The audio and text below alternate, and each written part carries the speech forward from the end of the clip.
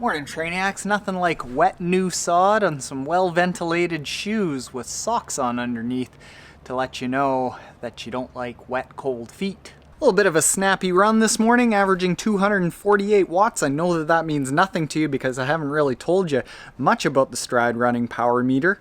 More on that soon, but somebody sent me an email analyzing my performance at Half-Ironman Worlds with like the percentile of where I ended up in the race overall and in the age category. Insightful stuff. Let's analyze that. It's kind of depressing for Taren's run.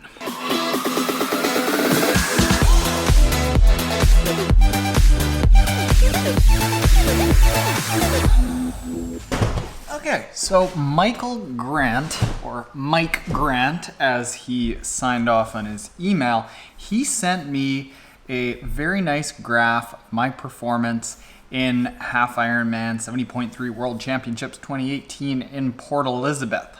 I say that because it actually helps with YouTube SEO. 70.3 World Championships 2018 in Port Elizabeth, South Africa. And I like my graphs. It's very visually appealing to see where I stack up. And I did a video that I'll link to right up here about what you want to do in the day after a race. And I did this kind of hodgepodge going through a few different websites, but this is basically a really nice all-encompassing way to do this. So his website, I went and checked it out. I don't really know if it's open for the public, but it's trophy-box.com. It sounds like he does this, or he can do this for other people.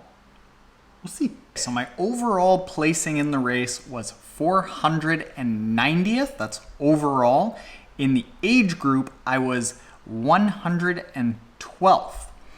What this says is that puts me at the 19.9th percentile overall, 28.8 percentile in the age category. Now that is a Shark Tank. The 35 to 39 age division was the biggest division in the race, men's or women's. I think starting was 463 people. It was brutal. And we're gonna see just how competitive it is. Now swim, what I thought was that I overperformed a little bit. My previous best swims in a half Ironman were about 31 and 32 minutes, and I swam 29 minutes flat, and that got me into the 18.2 percentile. So I'm actually a little bit ahead of the curve. Like there's still quite a number of people ahead of me, but what I think I could do is over the course of the next year, maybe get 1 minute faster, just in general, maybe not like 28 minutes on all courses, because that was kind of a fast swim course as it was, but just have sort of a 1 minute faster performance. So let's say I got 1 minute faster, that would improve my rank. Whoa, we're talking like 100 spots or so. As far as the swim goes, I'd take that. The bike also felt like I overperformed. And in general, I would say that I have the easiest time with the bike. My physiology is really well set up to put out really massive power and then recover. And like massive power for literally like 5 to 10 seconds. But I can use that ability to hit massive power spikes and recover to slowly bring my endurance up, because if you do really intense riding frequently, you can actually improve the endurance in your muscles, the mitochondria, as opposed to your endurance of your central system. So that ended up working out. I ended up being in the 12.5th percentile. Let's say I got 1 to 2 minutes faster over the next year. That's maybe about 30 to 50 spots. Now that just kind of goes to show how brutally competitive this age category is. Everyone's so strong, especially on the bike. So 1 to 2 minutes doesn't help me a ton, but I'd take it.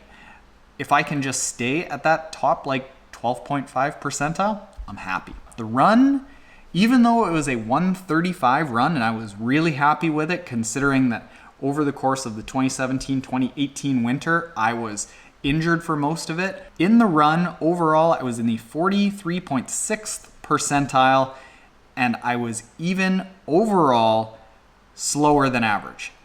That's crazy. crazy. People in Worlds can run. Holy crap. I think I could probably get my running time down to about a 1:30.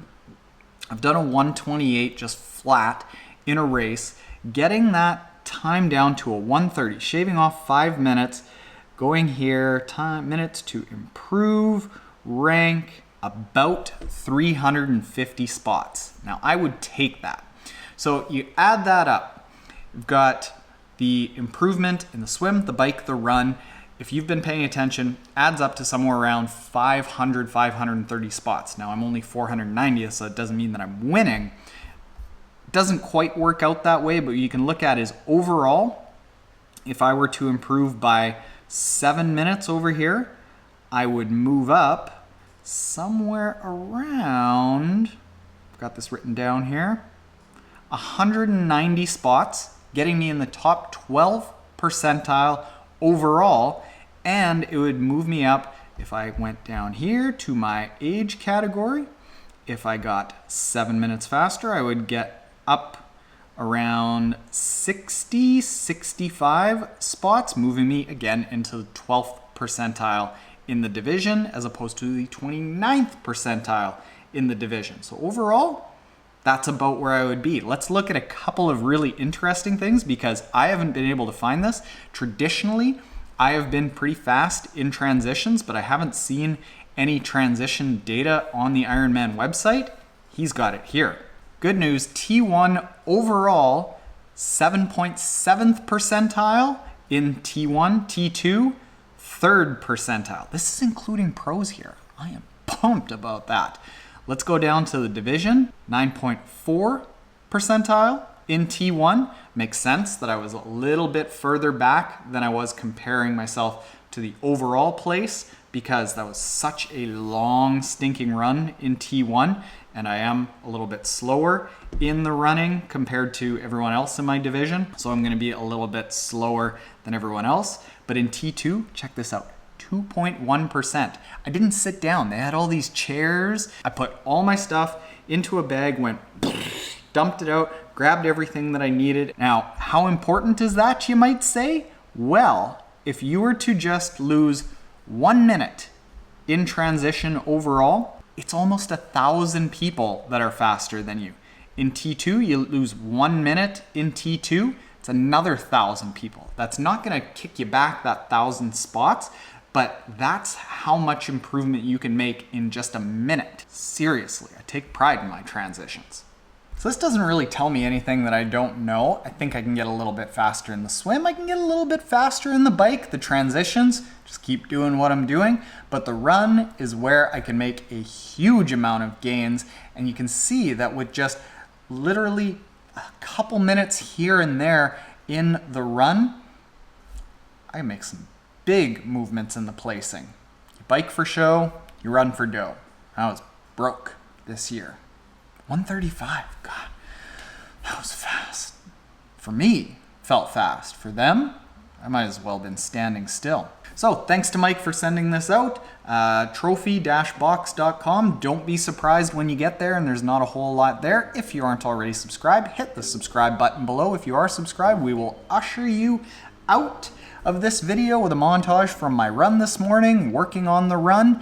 And if you want to get details on how that run went, go to triathlontaren.com/training log, where I lay out every single workout that I do throughout the week. Got a lot more runs coming up.